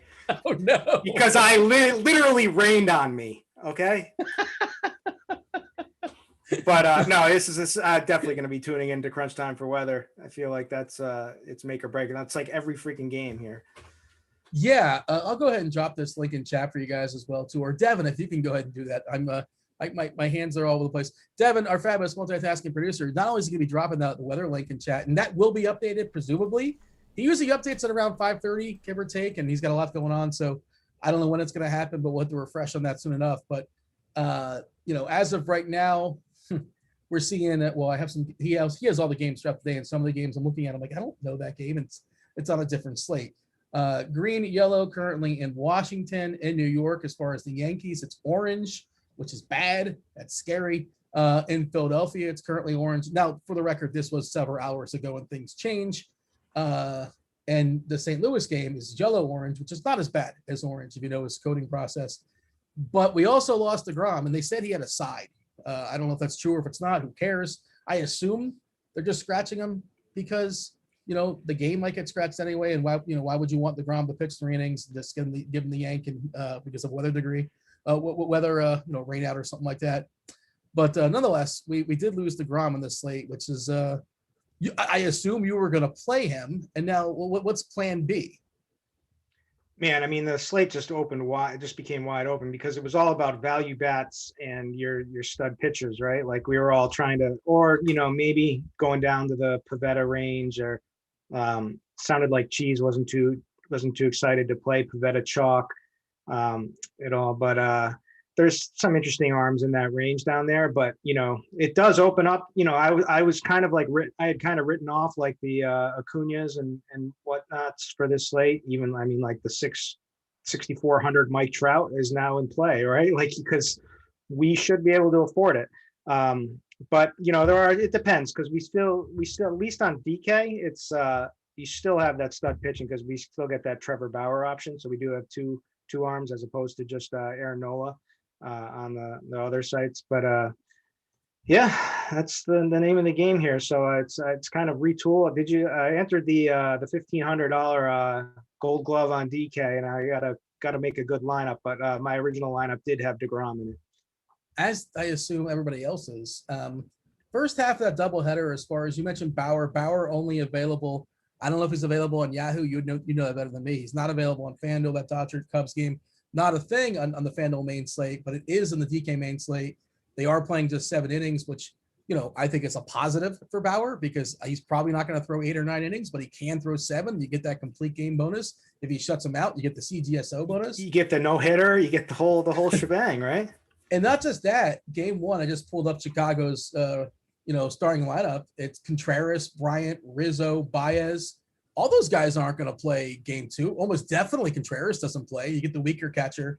I don't know what the lineup's going to be, but you may get, Contreras. And you probably won't Baez in there because he's going to strike out 4 times. Maybe a homer too, but yeah. I've got the lineup, I think. For, it's come out already. Second game. Yeah, just on the Cubs side. Yeah, it's Jock, Bryant, Rizzo, Bodie, Hayward, Vargas, Sogard, Wolters. Yeah, so there you go. Tony Wolters. Vargas, Sogard, Wolters, and then the pitcher. I know. Sogard I hate facing because he'll give you those 9-pitch walks. He's the type of guy who will take Bauer deep because Bauer will he'll get into a big, he'll foul off 20 pitches and Bauer will make that one mistake and Sogard will launch one. That's the worst. When he leads off and he has those 13 pitch at bats and your pitcher's just blown up in the first inning. He just walks him and it's just everything is a disaster. But and Bauer, his pitch count is 110, 115 last couple times out anyway. So, and it's a 7-inning game, so I'm not really concerned with his pitch count. But he's also probably not going to strike out Sogard. Maybe he'll ground out. Maybe he'll pop up. Maybe he'll find a hole. Not something we're afraid of necessarily. You like Nola? You like Nola versus Milwaukee? Milwaukee, not this great lineup, obviously. And yes, there's some weather concerns there as well. We're going to talk about the slate. The only way we know how, assume weather is fine, I guess. And then, Roth is going to, give us some clarity on that. But we're not meteorologists. We don't play one on TV or anywhere or even the interwebs. They're without Yelich. Yelich came back yesterday. He's already resting. And they brought up, I was just looking up this guy's name, a 27, 28-year-old. I don't want to say brought up. He's getting the start. Pablo Reyes is one of their guys that have drawn the start here. Billy McKinney is drawing the start. Jacob Nottingham. This Milwaukee Brewers team is not very good. And Nola now all of a sudden becomes I guess if nothing else on FanDuel, he's the top play. Yeah, he was the top play on FanDuel for me anyway, ahead of because of pricing. But you got to love the matchup. So it's a great strikeout matchup. So you have to give a boost there. Nola is more of a command guy, but definitely can strike out batters with the best of them. Did flash that massive upside with a 10 strikeout game against the Cardinals, followed it up with a average performance where he got 7 strikeouts, but that was because he gave up a bomb to Matt Carpenter of all people, which kind of derailed him in that start, but still was salvageable. And then, you can give him a pass for just an average game in Colorado, but he's filthy. He's got sick stuff. The Brewers strike out at the 4th highest clip against right-handed pitching, 27%.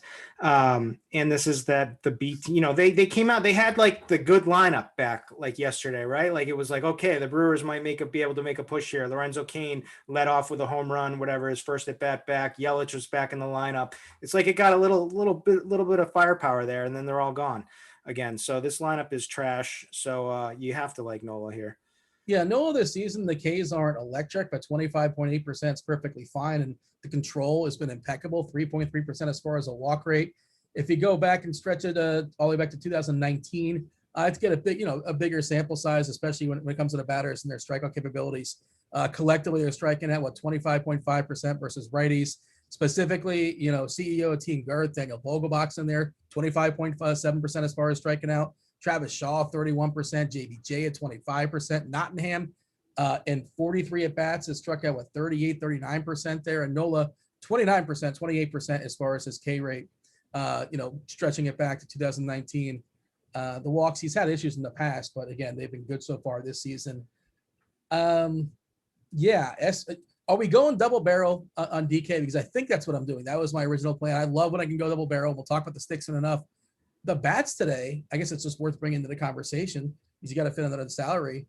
I don't think any bats are wow, there's no amazing spot. I have no FOMO if I don't roster this guy, I'm so frightened that he's going to hit up 3 home runs or whatever. And of course, you can fit anybody in baseball in tournaments. I'm just talking cash game or anything. I don't love any bats today.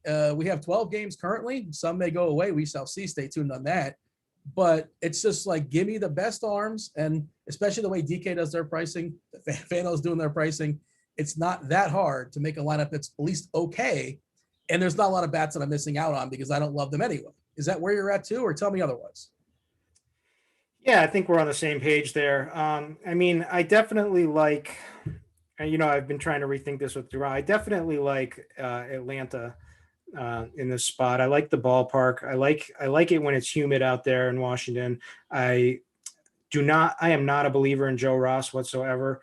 I know he's had some frustratingly good performances, but the underlying, he's just out there throwing strikes and not getting swings and misses.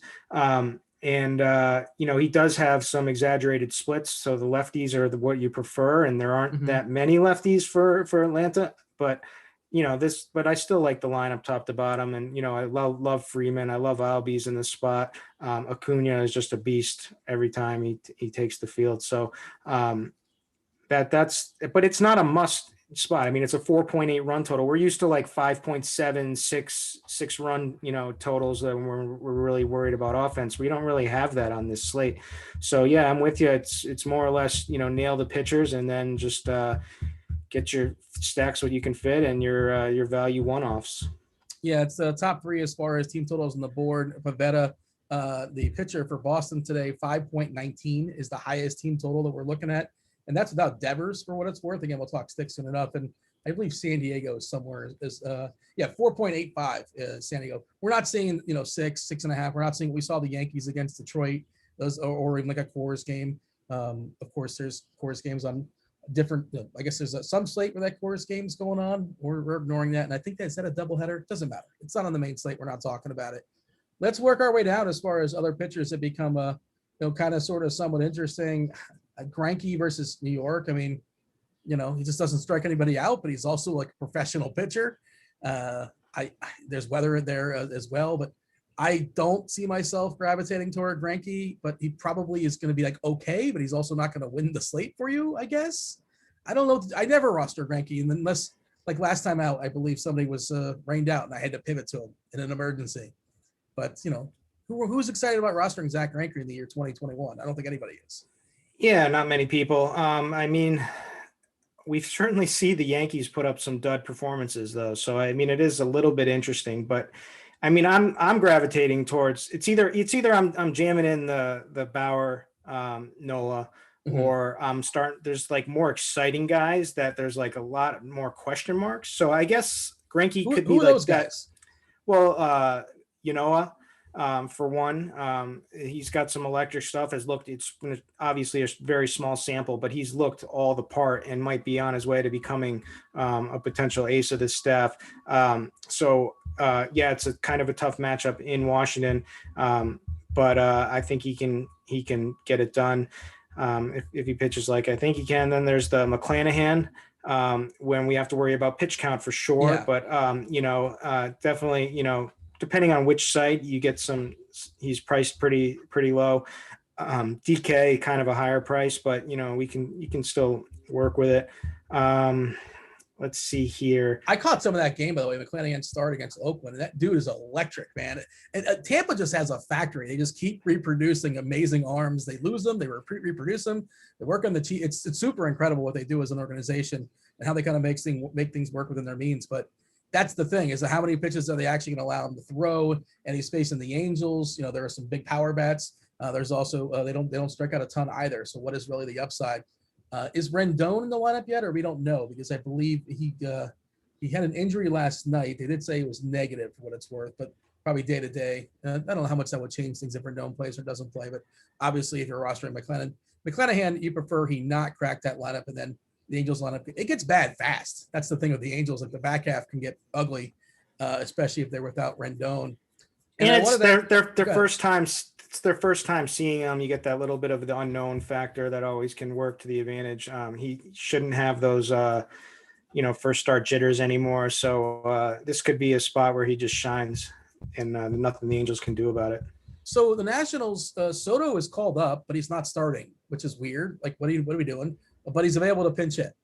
I don't know. I guess, I mean, either you can, I guess he can't run very well. I'm not really sure what the story is, but I just thought that was worth noting. He's available. He will be in uniform. It's kind of like Nelson Cruz. You've seen him try to run. We talked about that, but I saw him hit homers off of Montas, and it took like 47 seconds to get around the bases, and he wasn't like flaunting it. He wasn't like having a good. He just can't move. Yeah. And he hits one of those balls in the ground. Like the third baseman has like he opens his pail of lunch, has himself a sandwich, and he throws the ball to first base. He's out by like 7 feet. It's been spectacular this year. I'm just going to compound that and just pull up the numbers here as far as the plate IQ. And again, samples aren't huge, but 32% K rate, 5.7% walk rate. And if you stretch it back, previous years, his issue was he had a walk issue, but at least so far this year, that has not been a thing. 10% walks, 24% Ks, but he's looked spectacular so far this year. And again, that Washington lineup is still weakened with the absence of Soto. How about this one? Because you want to talk Pivetta, and we should talk about them together probably. Pivetta and Happ, like two pitchers you don't necessarily trust, but they're something's got to give, right? They're facing Detroit, who's terrible, and Texas. We know they're historically really rough against lefties, especially. But Happ's been lucky this year. Like he's not very good, but it's a good matchup. And then you have Pivetta, another guy we don't necessarily trust, but Detroit is horrendous. Correct. I'm in on Pivetta tonight.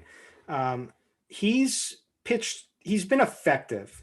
But he can be so much better. And this is the story of his, we're always craving more and we get little flashes of it forever. And then we lose gobs of money last few seasons playing Pivetta. At least I'm speaking for myself right here. He's looked pretty good. The Ks are somewhat there. I mean, 24% K percentage. Look at the walks. His SIERA. The thing is that he's been effective, but the SIERA shows a different story as the 5.23 SIERA versus the 2.81 ERA.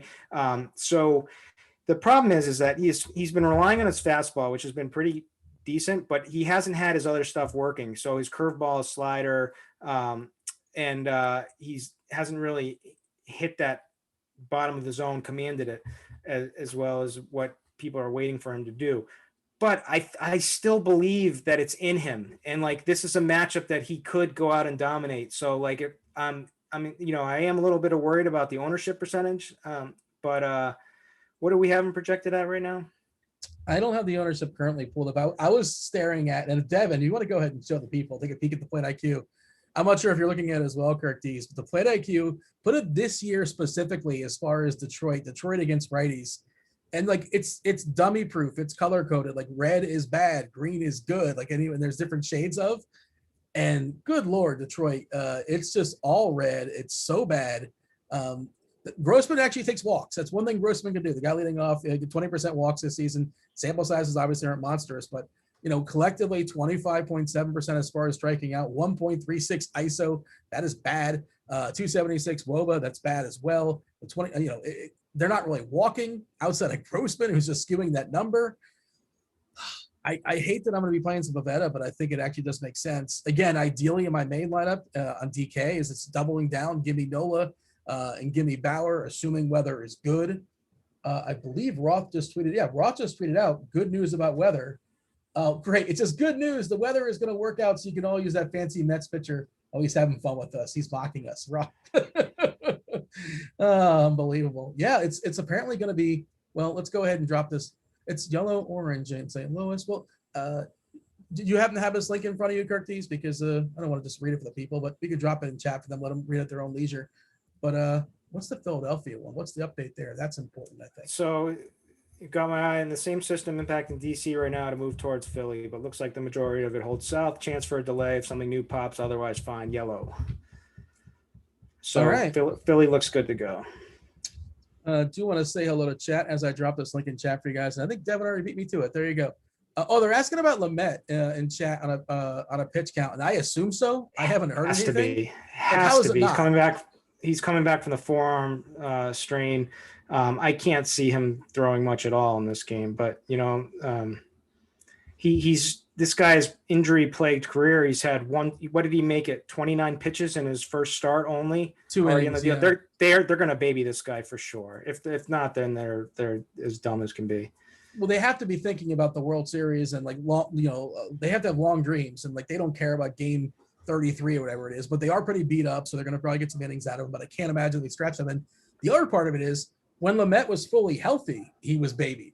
So you know what I mean? Like they would rarely let him go beyond like 85 or 90 pitches like last year or the year before, like 6-5 and change more or less. So, and he's not priced that way. He's fully priced. So I can't see going there. I know the Pirates are terrible, and I think he's probably good for 3 or 4 innings, but I really can't justify it. And I do see people in chat. Yeah, feel free to fire up some questions. Devin's going to be compiling them, joining the show for the last 15 minutes or so. Give us broad questions, stack questions, just general DFS questions, or questions as far as specific to the slate. This guy, that guy, who's your favorite this, your favorite that, and let us know what's like, Yahoo, DK, FanDuel, is it for tournaments, is it for cash? That's super helpful. It makes it much more easier to answer the question. Is there anybody else of notes? I don't mind Cobb. He was rattled last time out, wasn't very impressive. I don't think I need him, but I think he's kind of sort of somewhat interesting. This Oviedo is interesting as a cheapie versus the Mets. I don't know how. I'm interested there. Okay. That's just the command issue. The walks are a problem. But I mean, the strikeout stuff, right? I mean, it's small sample. It's 9 innings pitched, 29.7% K percentage, but he can mow some batters down. He is wild, but it's gonna take a lot for this to work out in your favor. But the upside can be there for sure. So that's a guy that I'd be interested in. I mean, there's other guys here. There's Mike Minor, who's going to be popular. He is what he is. Do you like Mike Minor? Not really. He's not even throwing 92 miles an hour this year. He has been somewhat effective. I mean, he does still have the 24% K percentage, which is in line, which is kind of what he's always been. It's the matchup, right? Like Cleveland's a good matchup for him. So I don't mind it, but I'm not going to go there myself. Like the two guys, like I'm probably not going to go there. And the guy I definitely wouldn't go to is Hap. Like I would rather even go like chase, like. You like the Texas side, like the actual hitters? I mean, I don't love them. Like, I think they're worth playing. It might not work out in your favor, but like a guy, like I would pitch over any of these guys. Like I would take a shot on like Kyle Gibson, even in like a rough matchup, against Minnesota, as opposed to playing like a Hap, but revenge game for Kyle Gibson. Yeah. I'm just not a believer in Hap, but I mean, Minor, I could see him being fine. I'm probably not going to play him myself. It's just not as exciting enough for me.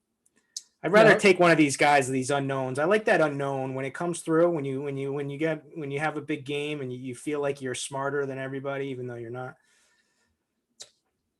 Just pulling up the lineup HQ here and checking out the ownership stuff. And you're right. At least according, this is an hour and a half before first pitch and things change, and we're probably still adjusting for the DeGrom news. I guess kind of figure that out. But if you guys aren't aware, DeGrom was scratched because of a side, I believe. We have Pavetta, Minor, Nola, Cobb, Hap. You know what? I think so. Here's a behind the scenes thing. I was doing rankings on DK today, right? And for some reason, the Dodger game is not in our database. Yep. And I think, I don't know, Devin, if you can pass this message forward, Trevor Bauer is throwing baseballs tonight, and I don't think we have Trevor Bauer in our database, which is a problem. So he's going to be rostered. I'm going to roster Trevor Bauer tonight. And I think a lot of the amount of time it takes to hit save on your rankings, it's just like and then like something happens and you move your head for a second and then you look back and you don't know whether it refreshed or not. Yeah, I mean these are first world problems that nobody cares about and nobody can relate to, but it is tilting. But yeah, I sent a message along, and there's no Bauer's he's gonna grab some of his ownership, so we got to factor that in there somewhere along the way, and I think he's gonna be super popular. Do you agree with that? You think Bauer is going to be reasonably popular on DK? Yeah, Bauer and Nola are going to go right to the top, so that they must not have updated for DeGrom. I mean, all of that DeGrom is going to those two. Summarize the pitchers. We're going to go around the horn as far as the 6, talk about some of our favorite stacks as well, and then we'll turn it over to the chat. Chat, feel free to fire off some questions, baseball related, whatever related. Sure, why not? We'll entertain all of it. Give me the summary as far as the arms. Well, it's Aaron Nola now, and Trevor Bauer is the top arms. Bauer only on DK. Nola, gets the great matchup against Milwaukee, the watered down D squad coming up to play in this one. But so Nola should be ripping in this performance. And then there's guys like Pavetta, Happ, Noah, McClanahan, Minor. My favorites of that bunch would be Yanoa and Pavetta. I also like McClanahan, especially on FanDuel, I think, where he's 5,700. Is that correct? Yeah. He's cheap over there. He's not going to get the quality start. Spoiler alert. Yeah. But you might not need it. You might, it's their first time seeing him. You might catch the kid's electric. There's upside there. So it's not the best matchup, but you know what you're getting into. I guess if you want to play it safe now, it's not even safe though, because like in Greinke and Yankee Stadium, how can you call that safe? You can't. Alex Cobb is kind of a wild card potential. I don't know. If you really want to go scraping and try to bank some big GPPs, you could go to like Mitch Keller, who's been terrible, but there's like talent in there, or like Kyle Gibson, like I said, who's been pretty darn good, but has a rough matchup. But we didn't talk about Justin Dunn at all. Well, yeah, but I was going to say, I feel like Mitch Keller might be like the next Giolito. Like one of these guys is like one of the worst pitchers in baseball that becomes one of the best pitchers in baseball. There's a ton of promise there. He can't quite put it together. Can't throw strikes. Probably not tonight, but maybe eventually DFS in a couple of years. Okay, so talk to me about Dunn. Dunn has some strikeout stuff in him. His velocity has been up. It's the Orioles. He's got a decent slider. He's at home. This is a start where he could certainly perform well. No one's going to really play him. I think this is going to be kind of more of a popular spot for bats on each side, but I think Dunn could wow people in this matchup tonight. Yeah, he had that ridiculously terrible start, eight walks to start the season, but he's since subdued that to some degree. Maybe on the late slate, on like the 3-gamer or whatever it may be, definitely more popular. But again, in this slate, the loss of DeGrom certainly trickles down, and I guess he's an interesting play. And we don't love Happ, like we don't think he's great, but like that's probably who's going to be the guy selected in that pricing tier. Let's move on. Let's talk about some catchers today. Is it just sort of the catcher in your stack? Is it the cheapest catcher? Who's doing it for you? Both cheap and in my stack. But if I have unlimited money now that DeGrom is out, my first choice would be JT Realmuto with the platoon. This guy is a lefty masher, just like the notorious James McCann. And from there, maybe Sean Murphy, who really didn't come through for us last night. If he gets the platoon, if he gets a top lineup spot again, this is a guy we just want a dong here. So this is a guy who can definitely do that. His price is kind of affordable at 4,500 as opposed to like paying up for like Salvi, who's certainly in play too, if you have all the money. Higashioka, nobody likes to play this guy, but he hits bombs and he's definitely down in the order at the bottom at 8, but I could see that working out. Christian Vasquez hitting number 5, 4,400, or William Contreras for the Braves is kind of that cheap guy hitting the 7th spot for 2,800 on DK. If you want to, he's certainly cooled off since his electric start. Wilson Ramos, if you want to go with a little leverage off of Pavetta, if Pavetta is going to be chalky at all, but I don't know. I'm just naming names here at this point. Wilson Contreras is a kid brother. Well, I don't know if it's his kid. I think it's his younger brother. There for the Braves is 2.8K. He is a righty. We've heard lefties versus Ross, but he's super cheap. And, he's on the road in a positive ballpark. He's not in the 8 hole. He's in the 7 hole. And we do live in the world of salary cap. And if I'm going double barrel, it's probably going to be Contreras as sort of the quote unquote cash game guy that I'm looking at. Do we get the cheap catcher? Maldonado in Yankee Stadium is 2.3K. He's not good, but he's 2.3K if you have to go all the way down to the bottom. Otherwise, there's not much. 300 price increase. That's right. He was just 2K. God. So we have mentioned Domingo Germán, or just, He's someone else. I mean, it's just a tough matchup for strikeouts, but he's certainly looked good in his last start. And he's got that K stuff in him. He's definitely erratic as well. But I totally should have mentioned Germán. I put him in that same category with Ynoa, and McClanahan. Kind of these young arms with upside. If I have a FOMO play, if I have somebody I really don't want to miss out on, I think it's Freeman. The lefty stick versus Ross, a positive ballpark on the road, well positioned for 5 ABs. I don't know if I'm gonna have the funds for it. I'm gonna try, but I think he's my favorite just hitter on the slate, all things considered. Is that where you're at? And if you have one big spend, would it be Freeman today, or is it somebody else? Man, I really like the Phillies in this spot tonight. So I like Rhys Hoskins because the 5,400 price tag, people aren't, he hasn't been doing it great, but he's a guy with the platoon against Lauer. This is definitely a home run spot for him. And in that it's going to be nice and humid in Philly with the wind somewhat blowing out to left center. So he's someone I'm looking at. I mean, we could always make a case for Vlad Guerrero, how he's been hitting this season, just completely looks awesome this year. Pete Alonso. I mean, there's no shortage of guys in the high end. Freddie Freeman is certainly 1 or 1A. I like Freeman and Hoskins. I kind of feel like Hoskins is going to be low owned, so I kind of want to go that route, but those are the two top ones. And then we've got first base eligible Kirilloff. Yeah, he's been crushing. Big time prospect. It's no surprise. He started off scuffling, but he was hitting the ball hard even when he was making outs. Now he's doing everything. He's hitting homers and he's banging the ball hard, and he's still too cheap. He's first base and outfield eligible. And we don't have the lineup just yet. At least I don't see it just yet, but we project him to bat 5th tonight, 3.2K on DK. And I think he's like 2.6, 2.5 on FanDuel. He seems like a really he's going to be popular. He's not sneaking up on anybody anymore, obviously.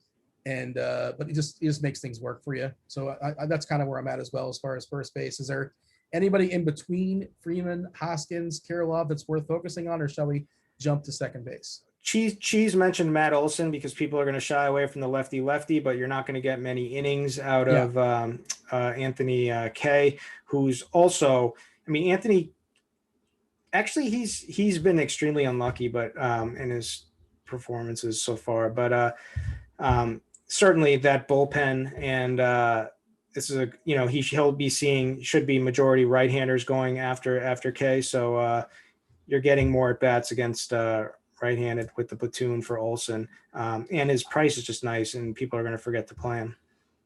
I'm looking at the weather edge trying to see if there's any positive hitting environments, and not really.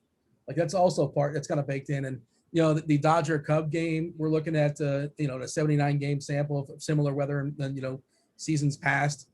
Negative 31% as far as homers, negative 3.8% as far as runs scored. That's if you're playing on DK. Like I wouldn't consider any bat. Of course, I guess Corey Seager can hit 2 homers in the 1st and the 4th, and who cares if it's only a 7-inning game and you can do whatever you want in tournaments. But I'm basically looking at Bauer and Bauer only in that game. Kind of a small sample in Boston, but the weather is not, it's suggesting it's not going to be great as far as hitting wise, which is interesting because the Boston guys will be fairly chalky. Positive hitting weather in Philadelphia, 20% bump as far as homers in a 109 game sample, 10% bump as far as runs. If you guys want access to that, you can get it a la carte, or you can get it with the RG premium stuff, MLB specific, or just all the sports with the exception of MMA. No, with the exception of NASCAR. You get MMA, have at it. $10 off your first month as well too. Go ahead and click that link that's going to be dropped in chat momentarily. Talking about second base, keystone position, we got to pick up the pace because Devin's going to be joining the show and firing off questions on behalf of the chat. Ozzy Albies, I love. Brandon Lowe, I love. Whit Merrifield. All these guys are the high price guys. So if we're trying to save money at all, Kiki down at 4K is fine.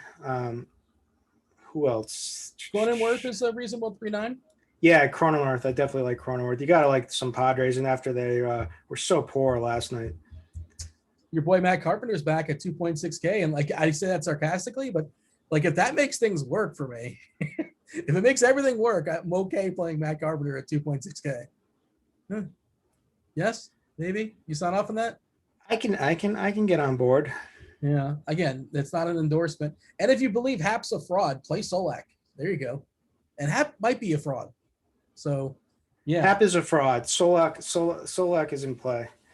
But that Solak price is egregious. It's totally agree. It's disgusting. It's but it's even more reason to play it. They used to tempt us forever at like 2,800 when he was batting number 4, like over and over again. Yeah. Let's jump to the hot corner, third base. What do you have for me? Third base, Bregman is grading out as a strong play. Jose Ramirez, if you can afford it, which maybe you can.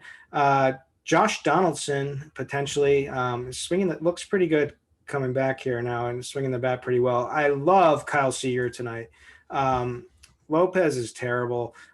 He got by in his last start, but pitched way above what he should have. But this is a guy his splits are just extreme against lefties and righties, and so some of these lefty. I mean, I kind of like all the Seattle bats, but obviously the preference would be for the lefties, and Seager, is the top of the list there. 4.3K should be batting number 3. I think Chapman's 3K on FanDuel. Like he's perfectly fine on DK at 4.8, I suppose. But I want to say he's 3K on FanDuel. At least that's how I remember when I was doing the stuff earlier today, which seems too cheap. And the lefty righty matchup, who knows how many bats? Probably just 2 versus K.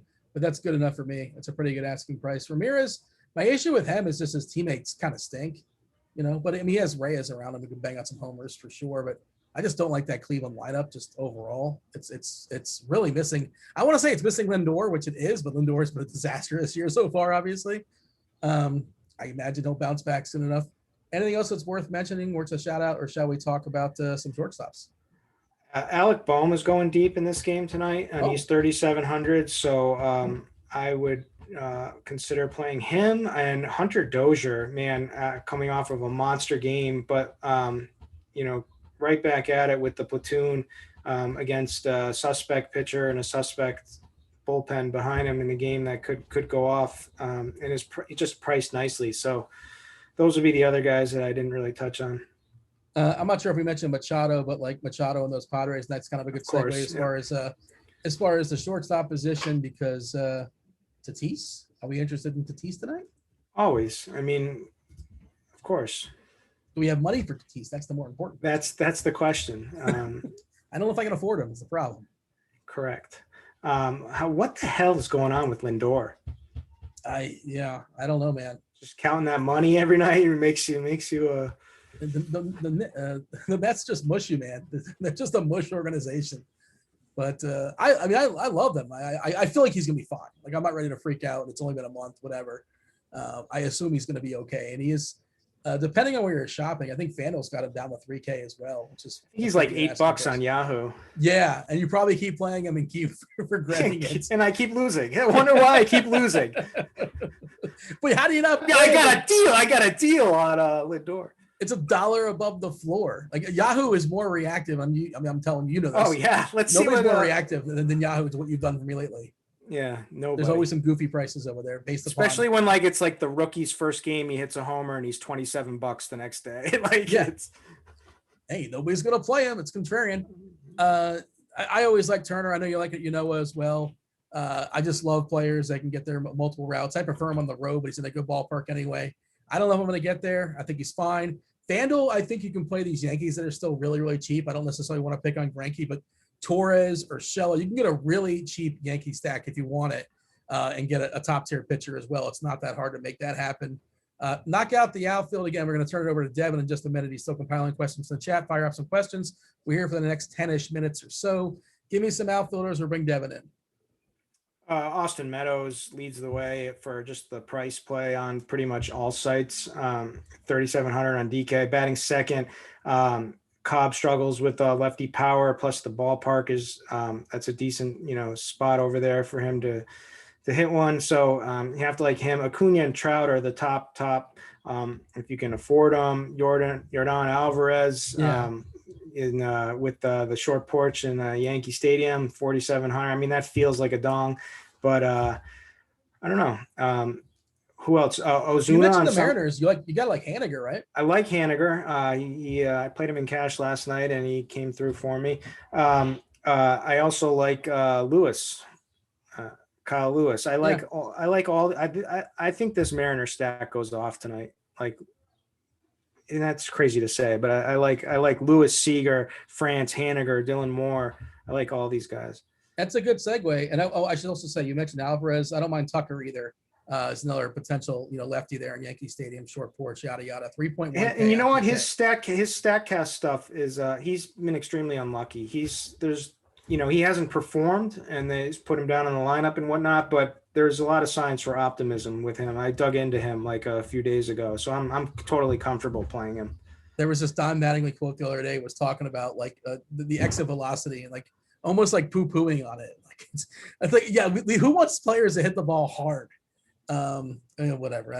We don't have time to get into it, but come on, Donnie Baseball. Don't be an old man yelling at the clouds. Was there anything else that I wanted to mention? No. Your stacks. Give me a couple stacks, and Devin's going to come aboard. Stacks. The Braves, certainly. The Padres, that's kind of the high end stuff. I love the Phillies today.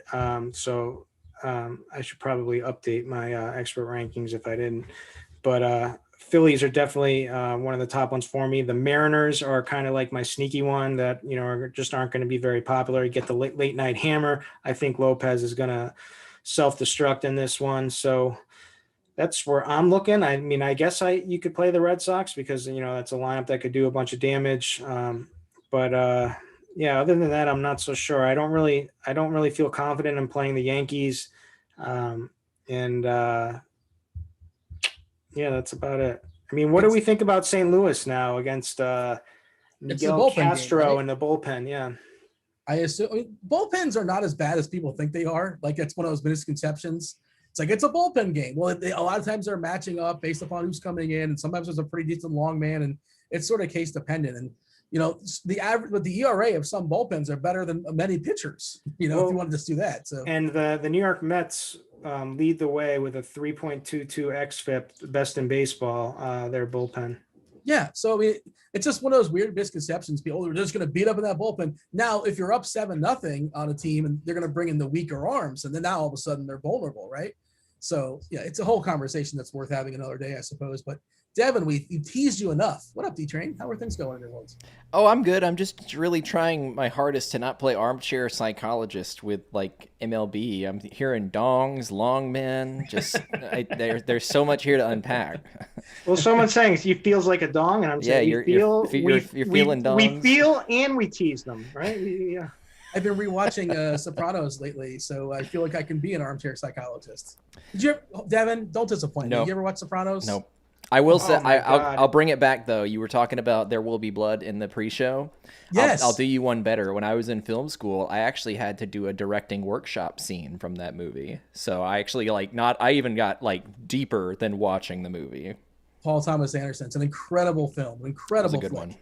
Oh, there's no words the first 10, whatever. Well, let's not get into that. Let's talk about some questions, Devin. Yeah, we got a few. Eric L. wants to start off with Cheese's favorite word. Leverage play against Pivetta. Would you play Wilson Ramos?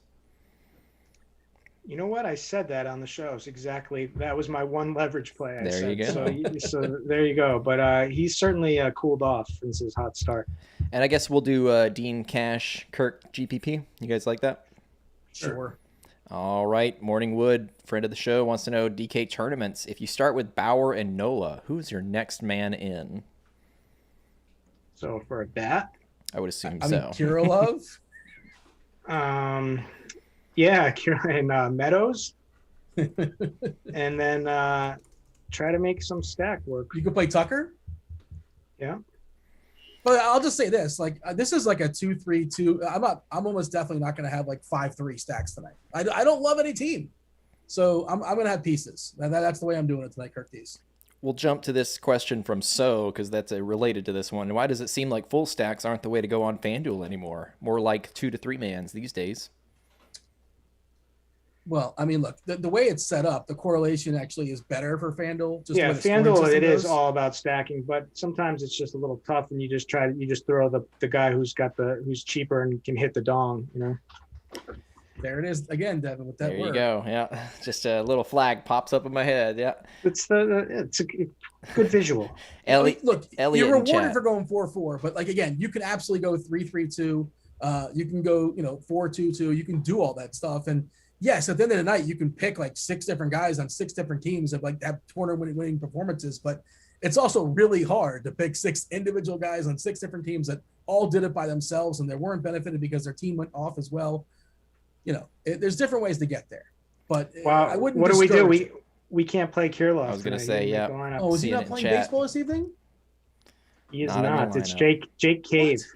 Is he what? What is he too hot? Is that the problem? Yeah, Why would they cool, sit him? cool him off. His arms are gonna fall off. What is going on? Ugh. Eric Back to the B drawing in board. chat somehow snuck this one in. I believe this game's before the main slate. Stacked Cincinnati, Chicago White Sox. You guys like that? I have no idea who's playing. Well, besides you just told me, I don't know who's throwing baseballs. Do you know anything, Curtis? I have no clue. We'll move on then. It's like an all-day Yahoo slate or something. Yeah. Or a Jason, showdown. Jason in chat, friend of the show, T, wants to know the burning question. Dean, did you get a Top Shot pack yesterday? I did. Yeah, I got a Go Bear. Very exciting. Nice. Yep. I Wondering didn't if you got even any get good a pulls. pack. Man, I've lost so much. I know a money guy. on DM Top me. Shots. I know how to get him. I know a guy. Is it Grant? Don't know a guy for the record. Eric wants to know thoughts on a Seattle stack. I think Kirk was a fan of that one, right? Love it. Love it. All right. Love it. And Tyler we touched on this one right before we got into the Q&A. With no DeGrom or the STL bats, best stack for such a low price. Oh, at the date, did DK adjust the prices? Yeah, they might have adjusted the prices. A lot of times based upon the matchup. And well, Goldie's $5K. That's not a great discount. DeJong is 2.9. Carpenter at 2.6 is, again, Justin Williams is 2K, Bader 2.7. Okay, I hear you. We talked about how the bullpen is fine. And like bullpen matchups doesn't necessarily mean like, oh, they're going to go off against this team. And what's your thoughts there, Curtis, as far as this? They are reasonably cheap. I'll give you that. Bullpen, lowest xFIP on the slate in baseball, 3.22. Second highest WAR. This is a bullpen that's capable of putting some innings together, but so I'm not in love with it. But I think these guys are good filler, like Carpenter. If anyone for 2K batting 6th, Justin Williams or Dylan Carlson, any of these guys with pop that are priced a little bit lower, I think make good one-offs and whatnot. Scott in chat here giving us a DFS motto from There Will Be Blood. I have competition in me. I want no one else to succeed. You have a milkshake? I'll drink your milkshake. Following up from Jason, who wants to drink Dean's milkshake? We're just gonna let that sit there. Yeah, there we go. Just another list to add to the psychology. J3 wants to know Tampa Bay stack. Would you do it? Playing any Rays tonight? Yeah, against Alex Cobb, of course. Why not? I like a Rosarina. I like Austin Meadows is a good price. Yeah, you got it's a very stackable lineup in pricing right there. So yes, for sure. And Zunino is like the perfect all or nothing catcher. He's either gonna homer and give you 0. Like that's what you want, I guess. And you want the catcher versus the pitcher that they used to catch one time. Oh, look Narrative. at that! There you go. There you go. That's the reverse. Stevie, that's the Stevie TPFL morning grind play. He knows exactly what he's throwing. I like that take. Don't forget to hit that like button. We are coming up to the end of the show, but we'll end with this one from a regular viewer, Eric. This is quickly turning into the Eric hour, but this is Eric Johnson. What's the worst team I could stack tonight? Is it Detroit? Ooh. You did show us all the red, right? What's the Cubs on DraftKings? That's the 7 innings of the Cubs versus Bauer. Yeah, if you want to, what's the easiest way to throw away my money? That's the answer. But don't do that. But right, if you're looking to burn money. Yeah, find a good charity. Whatever. But the worst team that I'll be stacking tonight, is I've said it 15 times now, is the Mariners. Can you rank your favorite? I know you threw out the names, but like, do you have a power ranking as far as your favorite Mariners? Lewis, Seager, Dylan Moore, Haniger, France, all these guys have popped. Give me something big is going to happen tonight besides the Mariners. Give me something non-Mariner related that maybe it's not super chalky. It's not like saying, hey, Sabonis and Westbrook are going to have big nights. Apparently people were celebrating calling that on Twitter, I was told. It's like, no, really? Easy Westbrook game. and Sabonis? Easy Wait, game. you saw that coming? Oh, somebody's got the almanac. What do you have for me, Curtis? Close with something strong, something a little bit off the board. Man, I got nothing. I really don't know. Give me a lead or something. I gave you a huge buildup. You had like 30 seconds to Give think of us some dongs. We got to end on a high note there. Yeah, or maybe your favorite. I mean, quote. Alec some Baum, dongs. the Alec Baum dong is pretty. That's I guarantee he hits a home run tonight. There you go. Who's coming up next on Crunch Time, Devin? You had it right. Derek Carty, Andy Means, Kevin Roth. Going to be busy with There you some go. weather. Yeah, I definitely want to tune in for that and want to hear what Roth has to say weather-wise. And two of the sharpest people in the business, one from a baseball perspective, one from a basketball perspective. Get yourself $10 off the first month of RG Premium if you guys want to have at it. That said, thank you for participating. Thank you for asking your questions. Before we go out, Tuesday night, yeah. we got a couple of shows. Cardstock After Lock and PGA Drive for Show DFS for Dell. Who's on that Card Stock After Lock show? You know, some jabroni, I'm pretty sure. We can teach you how to lose all your money on Top Shot. There you go. If you're trying to stack the worst team, just put it into Top Shots. There you go. We got to end on a high note. There it is. That was Kirk Dees. That was Devin. This was Baseball. I was Dean. Hit the like button on the way out. Thanks for watching. We're out of here. Ho!